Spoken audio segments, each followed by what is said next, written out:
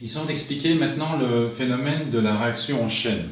Je vous ai noté une autre réaction de fission de l'uranium-235 que l'on vient percuter par un neutron et qui donne un noyau de krypton 93, un noyau de barium 140, plus 3 neutrons, plus énergie. Ça veut dire que cette réaction de fission s'accompagne d'une libération d'énergie. On voit ici qu'avec un neutron au départ, on produit 3 neutrons à la sortie. Alors si je représente ça sur un schéma, la réaction est initiée par la percussion du noyau d'uranium à l'aide d'un neutron.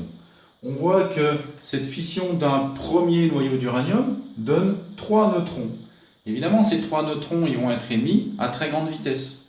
Donc ils vont eux-mêmes pouvoir percuter d'autres noyaux d'uranium. Ces 3 fissions des 3 noyaux d'uranium suivants vont elles-mêmes produire chacune 3 neutrons. Donc on voit que à la suite de 2 séries de désintégration, déjà, on a 9 neutrons produits.